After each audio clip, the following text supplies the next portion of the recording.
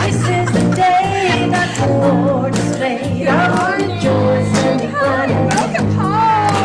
This is the day all my dreams come true. Feel the Spirit working its way through. Oh, this is the day. It's time to fly higher and higher up in the sky.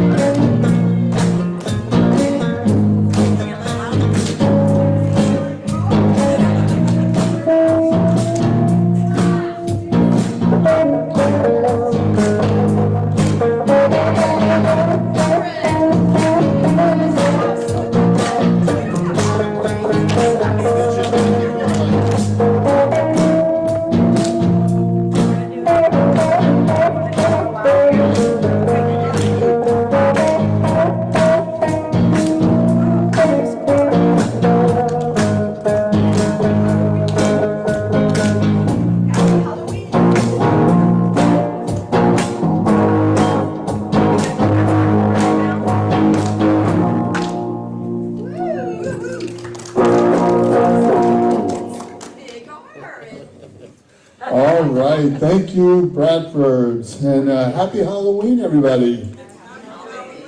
Welcome to West Valley Center for Spiritual Living. My name is Reverend Clyde Goings, and yes, I am dressed up for Halloween. Karen didn't mention it to anybody, but to be honest with you, I didn't want to have to dress up for church. I'm like, I'm just going to wear I didn't even shave. So I'm like, yeah, I can wear a costume and get by with it, right? Today I can. So today I want to be seen, right? So anyways, but you know what, as I was wearing or putting on this is not a costume, this is actually my mountain biking outfit.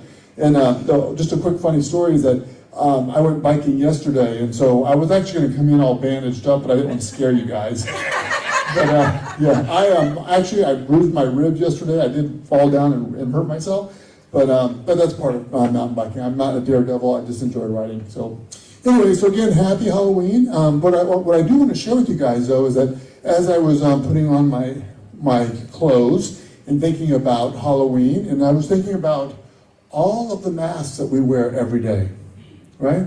So every day we're wearing several masks. And so there's some masks that we really like, but the question is, which ones of the masks do we want to get rid of? So that's something just to think about. So as we are moving into this beautiful Sunday morning, and I welcome you here at West Valley Center for Spiritual Living. We come together every Sunday to remember our truth, that we're whole, perfect, and complete the way we are. And Reverend Karen reminds us that with all of her beautiful messages and reminds us how we can live our life the way that we want to live our life. And then we have a beautiful musician group that allows us to open up our hearts and be centered here at our spiritual home. And that's where we are. That's where we come together every Sunday, is here at our spiritual home.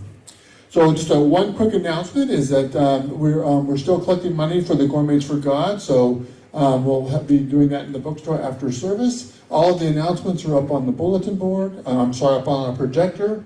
And so now is the time to say our vision statement. And so we're going to say our vision statement together. We are a loving, joy-filled community, honoring the many paths to God as we learn and live the Science of Mind principles. And so it is.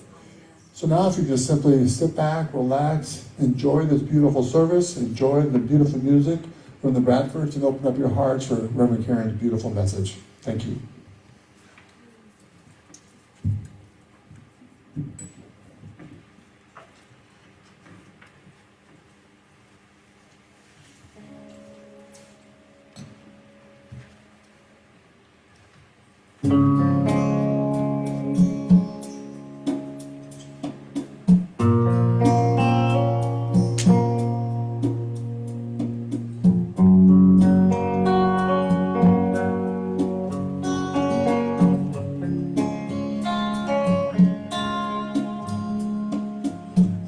will make a quiet place within my heart. I will wait upon the Lord, wait upon the Lord. Be still, my soul, be still.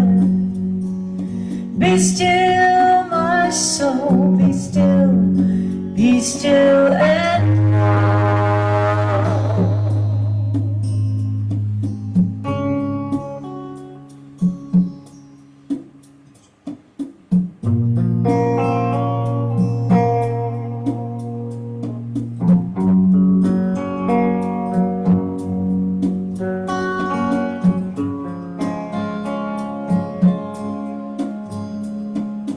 I will make a quiet place within my mind, and I will wait upon the Lord, wait upon the Lord. Be still, my soul, be still. Be still, my soul, be still. Be still and I will make a quiet place within my mind, and I will wait upon the Lord, wait upon the Lord. I will make a quiet place.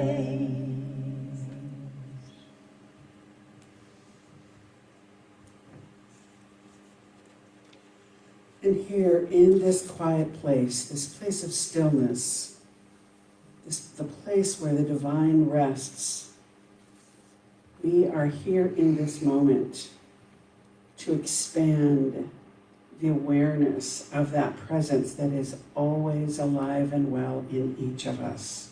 The presence that is peace and joy, love, happiness, harmony, health, wealth, wisdom, abundance, clarity, kindness, compassion, and so much more. It is that power that is here today and in charge in this moment and in every moment. It is that wisdom of the divine that flows to and through Reverend Karen out to us, that touches us and lifts us.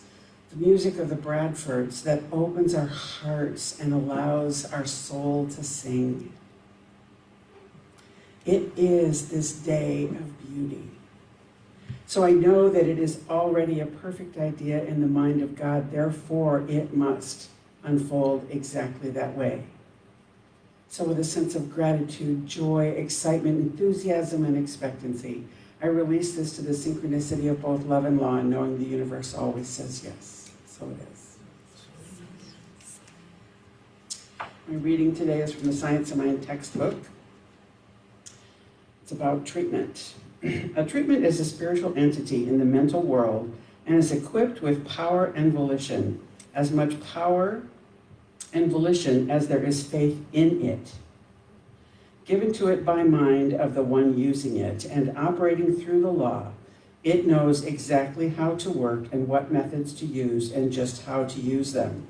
We do not put the power into this word, but we do let the power of the law flow through it. And the one who must completely believe in this power will produce the best results. This is the law of cause and effect again. When one gives treatment for right action and does not believe that right action will be the result, he makes his own treatment negative. Therefore, we should spend as much time in convincing ourselves of the truth of our treatments. Now, this is not a power of will, but a power of choice. We do not put the power into the treatment, and we will take out of the treatment only as much as we believe in it. So here in this moment, make a conscious choice about what we put out and in what we believe.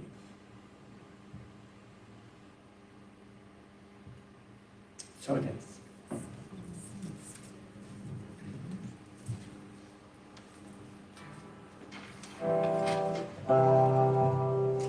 Get there.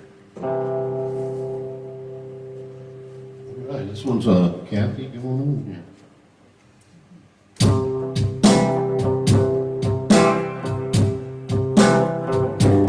I am happy, healthy, wealthy, and wise.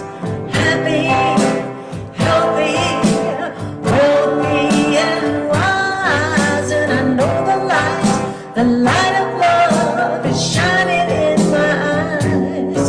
I am happy, healthy, wealthy, and wise. A little birdie told me that life is so sweet. As I listen to her song, I know I am complete. I have all the keys to love, joy, and peace. The power is infinite, and love will increase. Now sing it with me. I am happy, healthy, wealthy, and wise. Happy, healthy, wealthy, and wise. And I know the light of love is shining in my eyes. I am happy, healthy, wealthy, and wise. And that birdie told me that I am unique. As I listen to her song, there is only one of me. I have all the keys of love, joy, and peace. My power is infinite, and love will increase. Let me hear ya. I am happy, healthy, wealthy, and wise. Happy, healthy, wealthy, and wise. And I know the light of love is shining in my eyes. I am happy, healthy, wealthy, and wise. I am happy, healthy, wealthy, and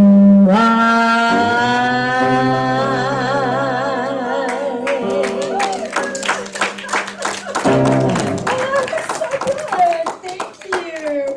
Ooh, oh, something, a gift with my name on it down there. Very clever, thank you, whoever did that. Can't wait to see what's in there. Well, that was so fun. Something's quite different about Mr. Rodney. I'm just saying the cowboy hat made a big change. What's up? What's up, Rod? Well, I'm guessing you know how we have the BIG over there, blessed, Yeah. inspired, and grateful. Right? I'd like to add an R to that. For rice? Big R for Rodney. Blessed, Okay. inspired, and grateful. Rod. And Rod. Fabulous, that's great, thank you. He has a whole different persona when he puts on a hat. That's so I'm a new great. guy. Well, it takes some of the shine. Oh, I'm so happy you guys are here. You are truly, you make us family more than just about anything. You bring that sense of family. And I was thinking today while you guys were doing the, setting the tone, you know, and the Michael Gott song, Quiet Place. The Quiet Place. And I was thinking how much I have yearned for that since even before I was a minister, because my very first religious science church, they did that. They played the same song in that place. And I remember feeling everything shift inside of me. And that's what happens now when you do that, because we're familiar with it. So thank you. I'm eternally grateful. And thank you, Reverend Clyde, for finding that perfect song. It's so fitting. We really love it. Plus, I really like Michael Gott a lot. He's a nice person to love. So I'm talking this morning, my Halloween conversation with you this morning is about anticipation. And I like that theme because I think of the kids that it used to be that after the little kids would come to your door for treats, you'd find the teenagers later in the evening, right? You know, you really don't even want to answer the door anymore. And they come with those big, giant pillowcases, and they'll clean out your loot. If you leave it on the porch, they'll dump the whole thing in their bag because they think that's what it's for. But they anticipate their good in a big way. And I love Halloween for that reason. It's about I love that idea that there's treatment in the trick or treat part of the statement. So, yeah, they get joyous anticipation. They get how to think big, and it's such a beautiful example. Who is that witch back there? I just cannot quite put a finger on it. Oh, hello, Kay. I was hoping you would cackle or something and I could guess. Hello, welcome. We have several people who are in the room today, and what a great fun time to come on during this Halloween festivity. So I named the talk Anticipation, but if you saw how I spelled it out, it was anticipation. So I did it okay. I did it phonetically, but I wanted, the reason I did that, syllables. I was trying to think of the word syllables. Thanks, you guys. Nobody could think of that.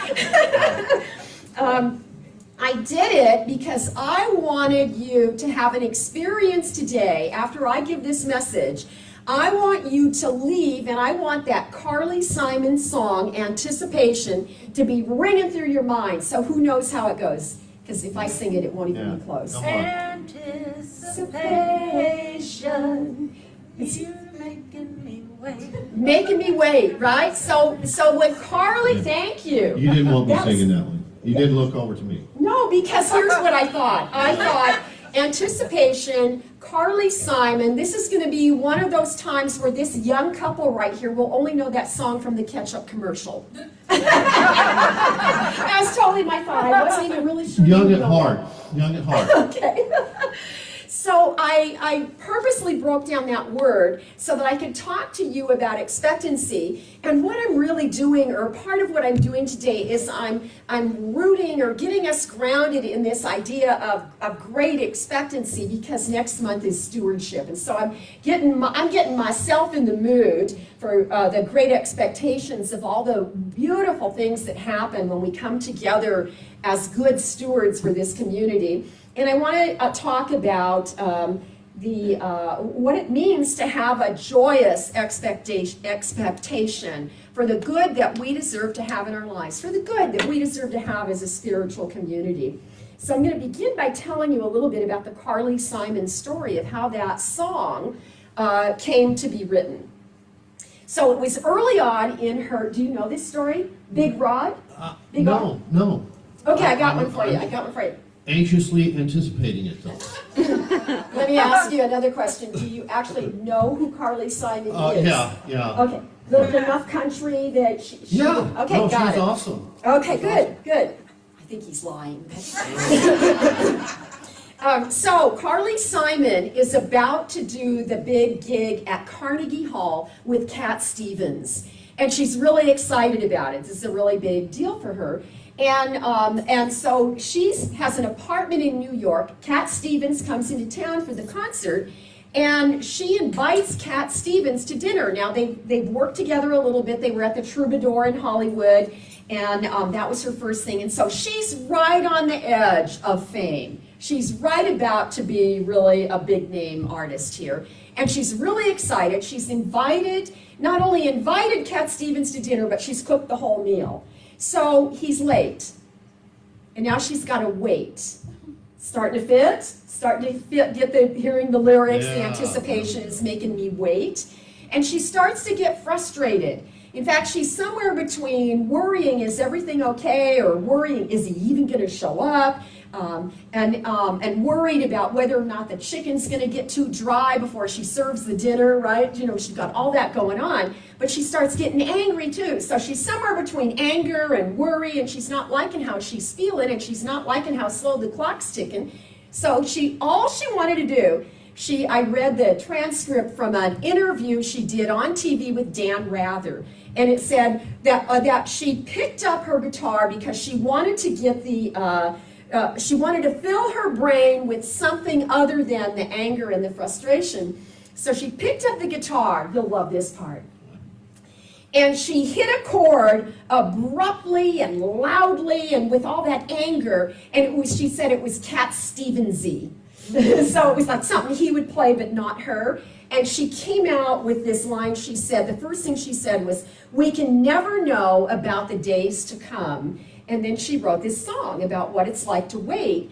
And the best part of the song, when I reread the lyrics, I thought the best line in that song is where she goes, "I'm no prophet, and I don't know nature's ways." In other words, you know, we don't know what's going to happen tomorrow, right? But I'm going to stay right here because these are the good old days, right? These are, right now is the good old day. So she had this moment. I mean, she's an artist and a poet and a songwriter. So she had some moment of realization that I got not living in the moment here. I'm living in the past. I'm worried about the future. But right now, we're creating the memories of the good old days. And it's such great advice that I wanted to use that and show that she did some incredible things. She was uncomfortable with how she was feeling, so she made a decision to change her mind. She said, I wanted to fill my brain with something else. I wanted to think of any other thing except that which keeps making me angry or that which keeps me uncomfortable. And that's exactly what we teach. So there's something beautiful in that idea of working being intentional in expectancy toward good and not, to really stop worrying about all the things that could be going wrong. Because, as we say every Sunday when we start, this is the day the Lord has made. This, right now, this is the God moment right now. Oh, wait, now, this is the God moment right now, right? Amen. And that never changes. It's an forever idea that there's a perfection. There's something perfect about life right where I am at all times. And I have the power to shift my focus off anything I don't want to be worried about and to soothe myself in a greater truth. So it's a really beautiful example of how we can turn our discomfort into something more pleasant by changing our mind and by choosing joy. And these are common things that we really stand for in this teaching. I like that she shows us an example. She did two things that I think are really important, good takeaways in this.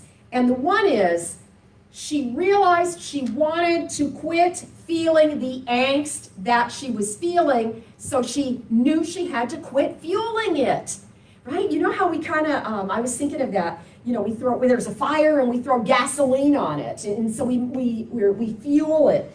She knew she wanted to quit fueling it just so she could feel better, but secondly, she replaced it with a better idea, a better thought, that would then create a better response in her being, better feelings. And she wrote that song in 45 minutes, and you know the history. If you don't know that song from its origin, you know it from Ketchup. and so I hear that song and I can see the ketchup coming slowly out of the jar, and I think there was a little youngster anticipating the delivery of the ketchup. Ernest Holmes, the founder of this teaching, The Science of Mind, from his little sweet book, Thoughts Are Things, he said this: expectancy always speeds progress. You've heard me say that before. If you've been here before, you've heard me say that, because Holmes says that in multiple places in his writings. He'll come back to that same idea. Expectancy speeds progress because expectancy is the anticipation of the better yet to come. We're anticipating that which isn't here yet, but it's going to be better. It's the better yet to come. It's that anticipation. And it helps then, that anticipation then, once we're clear in how we do it, it helps to dissolve the load of unbelief that we carry with us. I love that he says, we just carry it with us in this casual way. So you don't have to be hard on yourself if you notice you're fueling the angst, right? You don't have to be mad at yourself. You can just change it. And you know what? Sometimes I got something going on in my life. I change my mind, I make it better, and then I'm right back in it. Change my mind, I make it better, back in it. Right? So sometimes you have to do it more than one time. And so there's something about the consistency or the persistence of in the reading, you said the greatest thing in that reading was that it's not will, but it's choice. Was it choice? Was that the word he used? It's not will. We're not willing it. It feels like that. If I'm doing a prayer to change my mind about something and it's one of those sticky things I can't quite let go of, then there is a way that I am intentionally, in an argumentative way, attempting to convince myself that I can do this.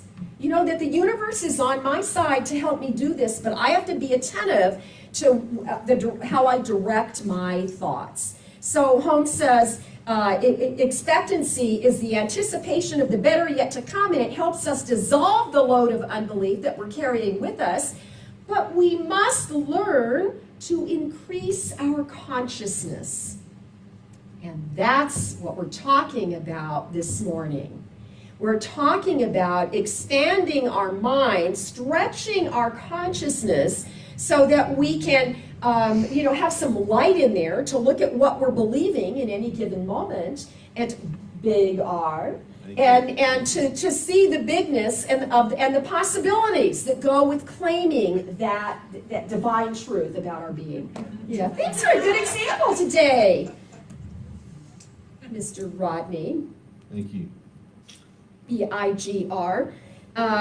So we're stretching our consciousness in every moment. It's an ever-present, ever ongoing, forever and ever opportunity to uncover the perfection that desires to be experienced on this planet and in our lives. So then in that same place, in that same text, thoughts are things. When he's talking about that better yet to come, he said, it waits to be perceived. It's there, but it's waiting. That anticipation is not a problem for our good. It's waiting, and only as much good can come to us as we can mentally accept.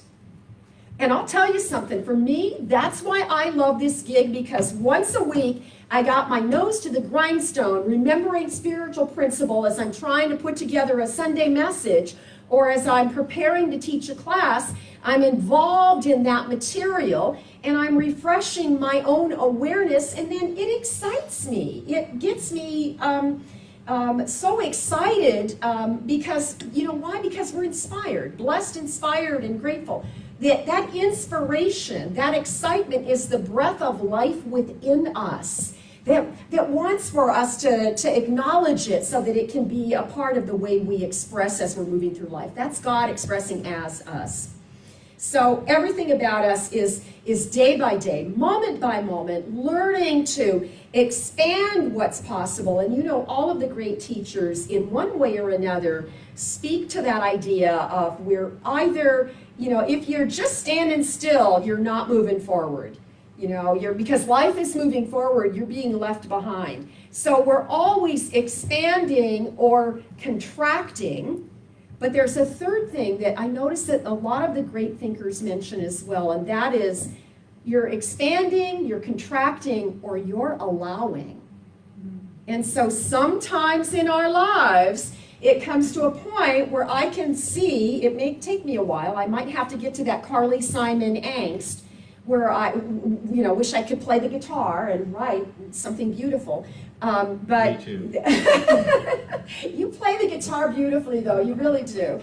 And there comes that time where I can see, okay, I may not be causing this, but I'm not stopping this. I'm allowing it. So it might be somebody else's something that's kind of spilled into my life, and there are ways, and we teach this in our philosophy, there are ways that we say, enough already. We put our foot down and we admit there has to be another way for me to move through this, whatever this is. And there always is another way for us to move through everything, every condition, every situation, every predicament, and every beautiful, joyful experience. There's always a way it can be even more expansively beautiful and joy-filled and all of that. So when Holmes said expectancy speeds progress, he also said, therefore, let us live in a continual state of expectancy. Because, and here's his quote, which by the way, because I'm teaching Emma, I think comes directly from Emma, because no matter how much good you are experiencing today, you should expect greater good tomorrow. No matter what's going on. No matter what's going on in your life or in the world. You know what Thomas Jefferson said about 100 years, more than 100 years before Dr. Holmes wrote all this. Thomas Jefferson, President of the United States, said, "My theory has always been that flatteries of hope are as cheap as gloom or despair, but hope is more pleasant." Oh. There's no greater cost. One just feels better, and it's up to us to choose. Despair is not forced upon you. So I had this, it's Halloween, and I was thinking back, and I had this memory, and I sat down to write the talk, about a time when I was a little girl, and we lived in Southern California, and it was a hot summer night. And I woke up, it was uncomfortable to sleep. Nobody had air conditioning in those days. In fact, nobody lived here, barely. Nobody lived here because it wasn't safe. But in Southern California, we were having a really hot summer night, and I woke up and I looked out the bedroom window, which reflected to our backyard. And my dad was out in the backyard in the middle of the night, sitting in a lawn chair, one of those, how they were woven, and honestly, they were pink and black until they faded out and they became gray and beige, But they'd be so cool to have right now. But so my dad's in a lawn chair in the backyard, and he's got a can of soda pop, in his hand, and he's hot. He's got his shirt unbuttoned, but he's wearing a lightweight short sleeve shirt. I remember it vividly. So I got up and I thought, oh, that's great. And I went outside to join him, and he welcomed me. So I grabbed the other chair. They were always in pairs. So I grabbed the other chair and I opened it up and sat next to him. And he was looking up at the sky. It's such a sweet memory. And he's looking at the sky and he shows me where the Big Dipper is. And that was probably the night I learned to spot the Big Dipper in the sky. I don't know that for sure. But he looks at the Big Dipper and he said, "You see that? Do you see the way it's tilted?" He said, "Think of it like this. Imagine that it's pouring some nice crushed ice, little ice, and it's falling all over us and it's cooling us down." And we laughed and we had a sweet moment, that I remember. I don't remember what happened after that, but I clearly remember having that time with my dad. And then I became a minister. And I was reading in the Science of Mind textbook, and there's this place where Dr. Holmes talks about the Big Dipper. And so as an assistant minister, which I did for 4 years before I came here to Peoria and took the senior minister position, as an assistant minister, you get asked to guest speak. So I traveled, and it was a little extra income, which is always nice. And because you're traveling, you rarely speak at the same church twice, so you could make a couple of talks and use them again and again. So I took this talk, I wrote a talk called The Big Dipper. I actually gave that talk when I was a new minister here, I think. And I told that story about the sitting with Dad and the Big Dipper. And then I said, did you know Holmes wrote about the Big Dipper in the Science of Mind textbook? And then it's just a segue into telling this story. Holmes said, now remember, this really dates Dr. Ernest Holmes and the period of time when he wrote the Science of Mind text. It was edited and republished in 1938. I think the first publication was 1926, so the world was different. He says this, you know, if you're thirsty and you want to drink the water and you go to the well, who goes to the well? You go to the well and you pull up the bucket and the bucket has a dipper. And you dip the dipper in the water. Now, if the dipper should hold 1 pint of water, what you have to realize is that you're only going to get 1 pint of water with every scoop. So if you want more water, you can get a bigger dipper, or you can build up the sides of the dipper and make it bigger. And then he uses that as an illustration as to how we want to build up the size of our consciousness, that we want to do. And the beautiful part is that we do that through expectancy. So, in other words, you have to expect you're capable, you can, and you want it, and that you're entitled to have a bigger dipper. So I tell that story, but the really sweet part of that story is that, well, I think that's the fun part of that story. But the other part is that before he told that story, he gives this example. So this is all found in the textbook in the chapter on mental equivalence, and you know those are all my favorite chapters right there in the middle. Successful living, mental equivalence, law of attraction. I think those speak so personally to us as to how to use this teaching.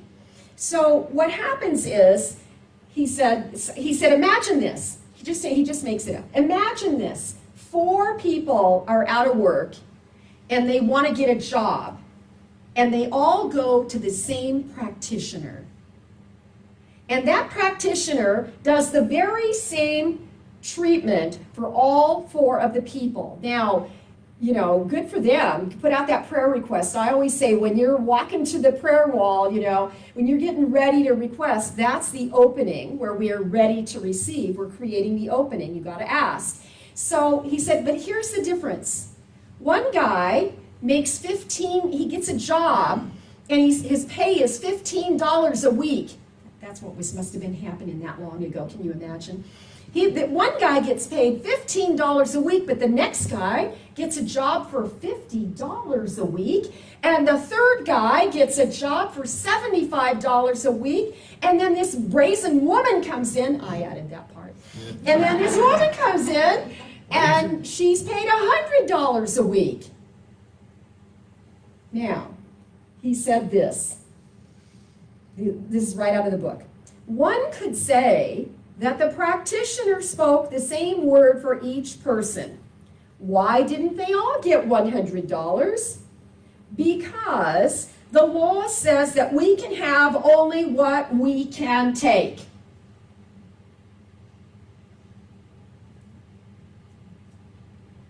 So right now, think about your own life. Where are you settling for $15 when you could be getting $100?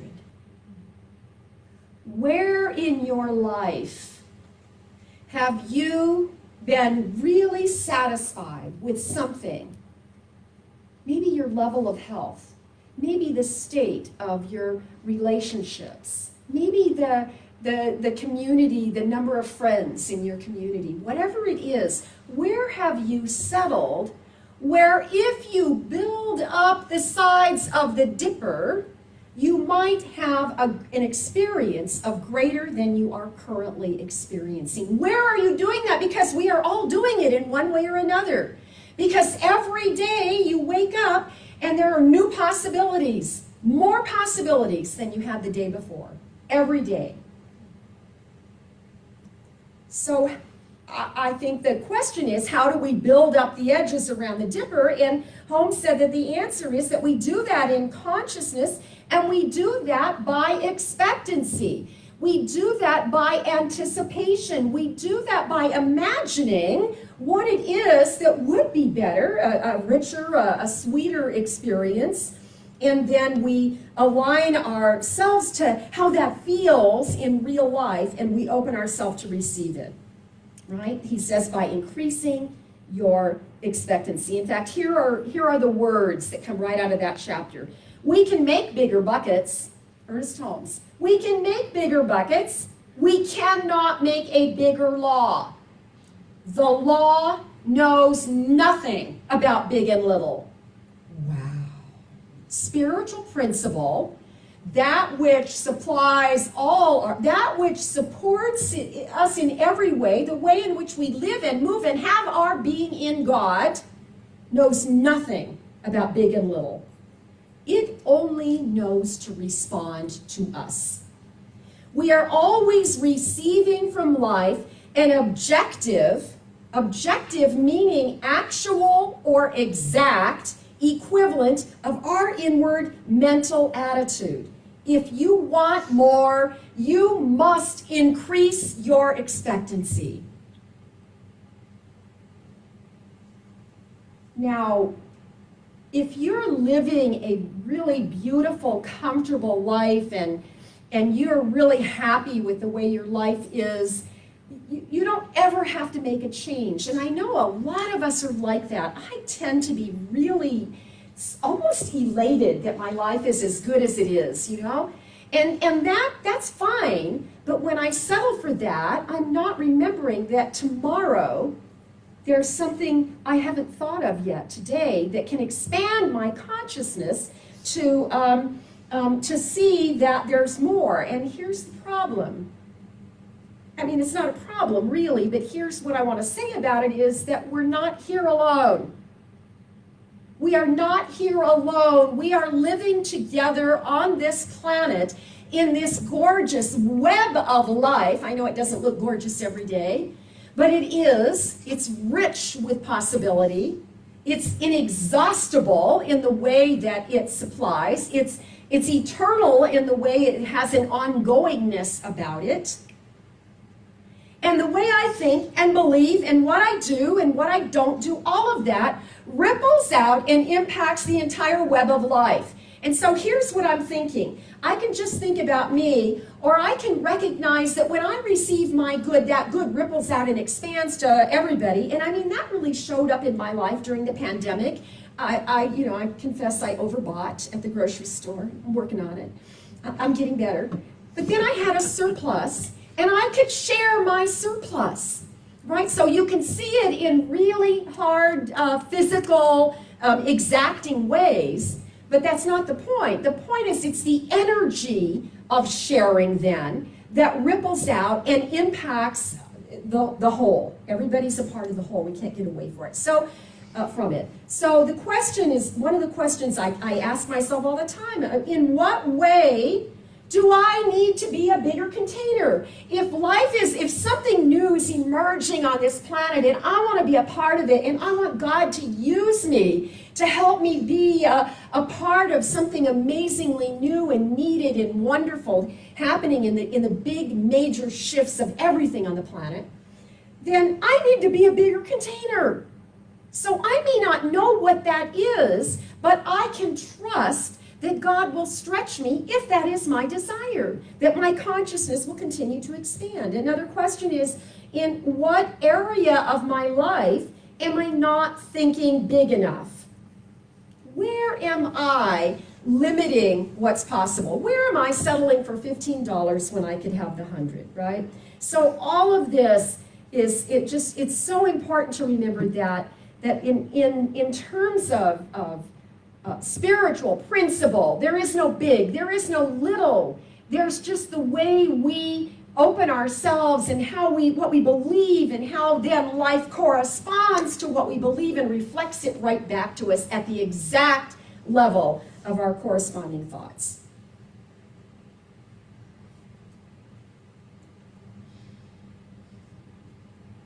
Holmes links expectancy, expectancy to progress. And I think that there's something in the nature of a global pandemic that has changed us, and we have lost our spirit of expectancy, and we have settled for less. And I don't think we had a choice. I think, we went through that and we're still moving through it. And there were things we did where we wanted to comply, and we want people in our life that we love to be safe. But I'm afraid that we are stuck in the complacency of accepting that things look this way. And what I'm here to say is that what if instead of just accepting that our life is smaller, that we used that time of isolation in the ways we're still somewhat restricted? What if we used that time to imagine together that the pandemic is over? What if we could do that? And it's almost as though we don't feel safe doing that because we've had to protect ourselves for a while.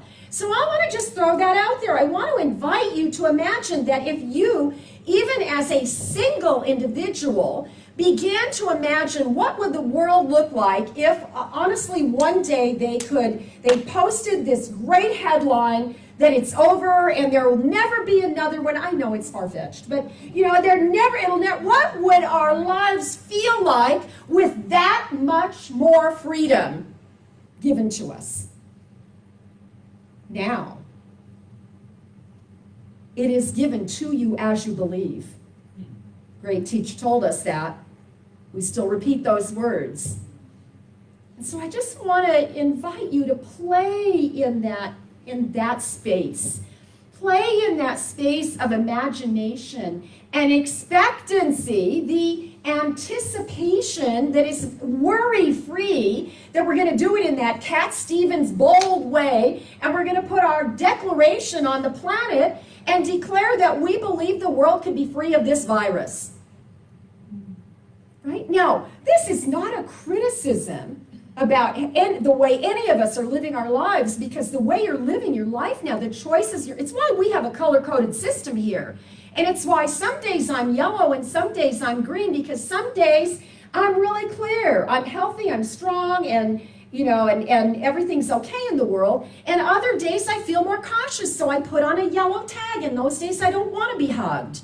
And I want you to respect me. I'm very happy wearing my mask in public. You need to find what works for you, and you have, all of you have, all of us have, but we don't want to stop there. We want to keep envisioning the future that will work for us. What will it take for us to expand our consciousness and join in the thought that we are on the other side of a global pandemic? And I just really want to encourage you to meet me in that place. It's to try it on and see what it feels like. I just know we've gotten so, it's so interesting that I watch how often we check the weather report instead of stepping out on our front porch to see what the day is like. Right? That's all I'm saying. Step out on your front porch and see what the day is like. So, Rod was right. He didn't know I was going to end my talk this way when he said when he made reference to the big and he added the R. Well, Rod was right. I believe we have forgotten how to be big for God, how to remember our blessings and to be a blessing to other people. We have forgotten that inspiration is the divine breath of God giving us life, and thereby we have less things on our list to be grateful for. So let's go back to that. Let's go back and remember that we're blessed, we're inspired, and we can be grateful for all that is, and that's a great way to be big for God and to be big for this planet and to have an exuberance in terms of our expectation of what the world can be and what our lives can be. Let's not be on hold anymore. So I wanted to end with because it's Halloween,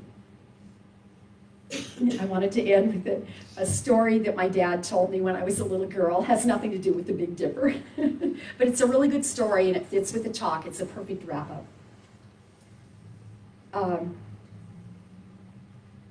Do you know how ketchup came to be? It's ketchup joke. No. Do you know how ketchup How came to did be? ketchup come to be? Well, my daddy says, there is a papa tomato and a mama tomato and a baby tomato. And they all go out for a walk, and the little baby is interested in all this stuff and keeps falling behind. Oh, look, a flower. Oh, look, a ladybug. And Dad's losing his patience, and so he walks back and he says to the little baby tomato, ketchup! And that's what I wanted to say today.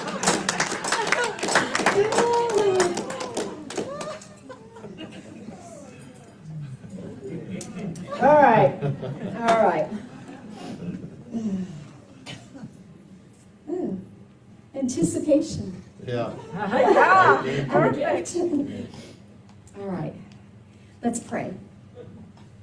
Let's just take that laughter and feel the way that laughing hard just fills our lungs with air and our body with exhilaration.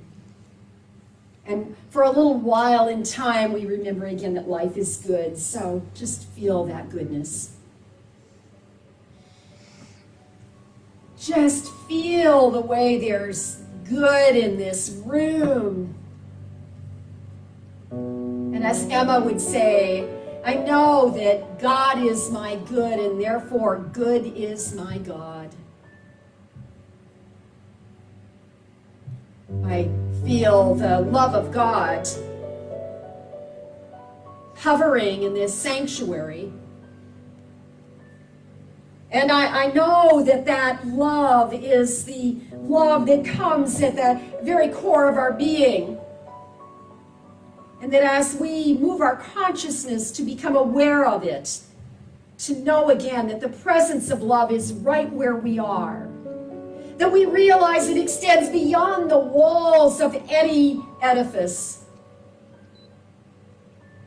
That love is this guiding light, this powerful force. Love is the truth of who we are. And so I feel the love of God in that beautiful place within. The secret place of the Most High. I feel that love of God, and I know it is the activity of life. It is the movement of that divine energy in this universe.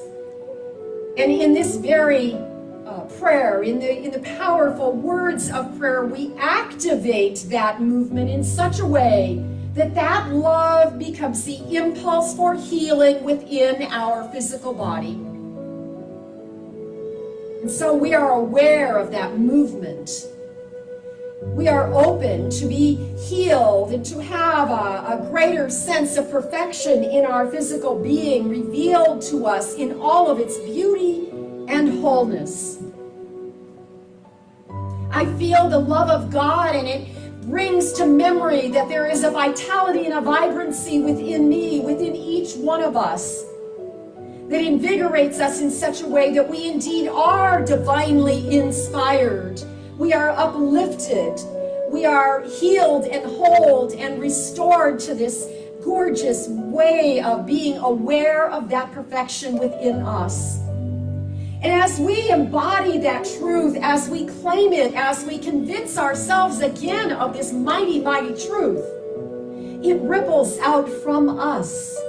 And we begin to see the world through new eyes.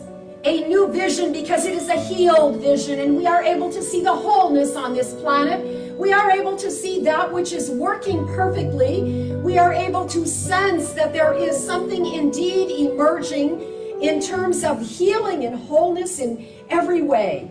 So we know that socially and ecologically and economically and politically, that there is this immense global healing happening.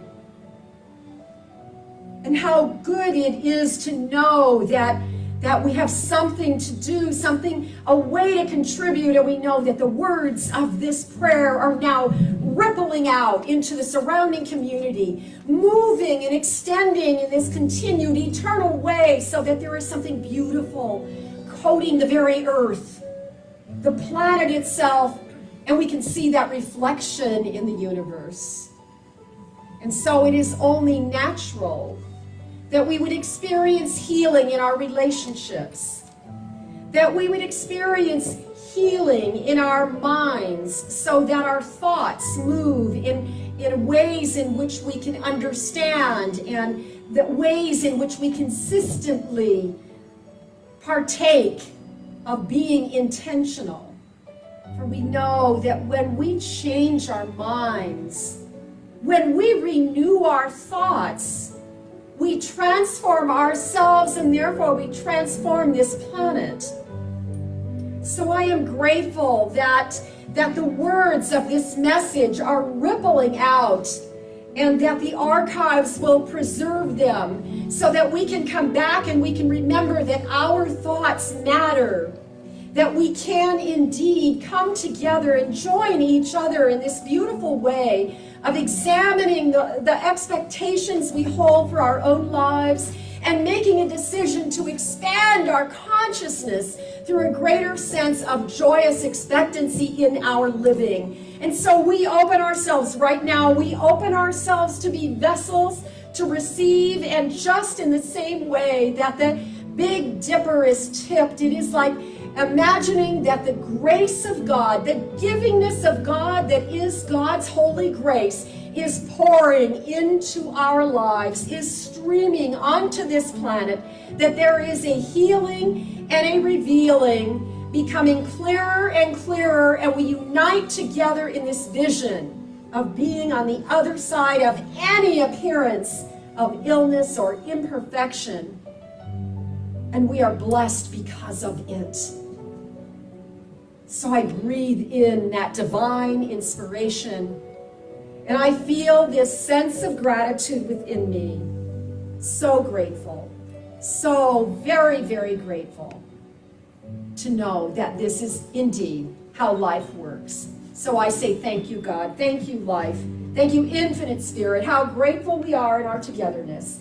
And I release these words into the law, knowing it is indeed already done. And together we say, so it is.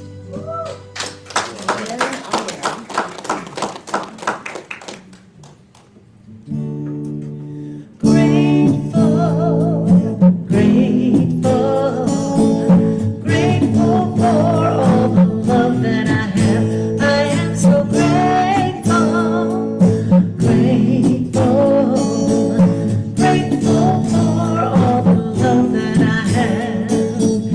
Everywhere I look and every face I see, it's love reflected, shining back to me. I just give thanks for all these simple things, the joy and peace that gratitude brings. That's why I'm grateful, grateful, grateful for all the love that I have. I am so grateful, grateful, grateful for all the love that I have. All right, thank you, Bradford. And there we go, here I am. So I have to tell you guys something that I am grateful for. You should see our community from this side. We've got a pretty full house out there right now, and it is wonderful. So I just want to say, please just keep coming back. It just feels good. I can feel the energy in here, and even though you guys are not dressed up for Halloween, except for Kay helped me out, and Kendra helped me out, so I didn't feel all alone. So, and Rod helped me out. So, all right. So now is the time to celebrate the abundance of our own lives and the abundance of our community. So if you can say our affirmation with me before we say our affirmation. I do want to remind you guys, Reverend Karen and I had a really deep, long, hard conversation, And we are going to keep the black boxes. There's one in the bookstore, there's one in the back of the room. That's where we're going to keep our drop boxes. So we're not going to, right now, we're not looking at passing the offering plate. That's not on the list anymore. We're moving forward, doing things differently. And so we are letting you guys know you can drop it off in the box. If you're online, you can hit the donate button and drop it off online in the online button. So that's how we're going to do things differently. So things are moving forward. So now let's say our giving affirmation together. I live in a consciousness of good. Divine love blesses and multiplies all that I am, all that I have, all that I give, and all that I receive. Thank you, God, and so it is. So it is.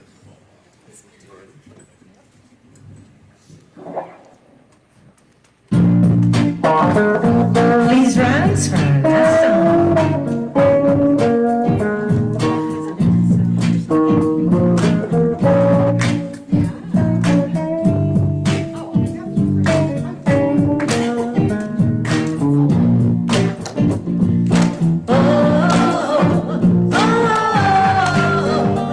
Oh, it feels so good to be alive. Again. Oh, it feels so good to be alive. I ain't thinking about my problems. I'm living now. I'm living now. And I ain't gonna worry about the future. I'm living now. I'm living now. So put your hands up if you feel like having a good time. Put your hands up if you're sharing love with all. Raise your cup if you're hopeful for tomorrow. Put your hands up if you're ready to have some fun. And sing it. Oh, it feels so good to be alive.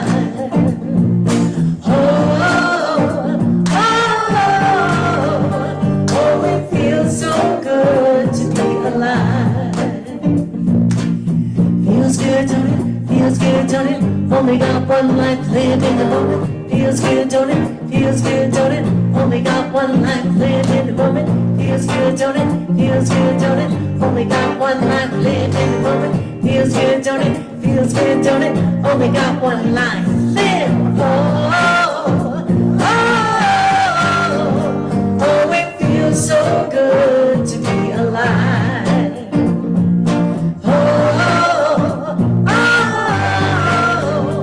Oh, it feels so good to be alive. One more time.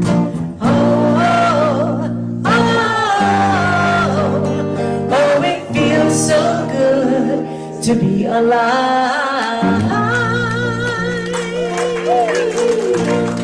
right, I got a couple of announcements for you. One is, so today is the 31st, so tomorrow's the 1st, so we don't have the first Sunday till the 7th.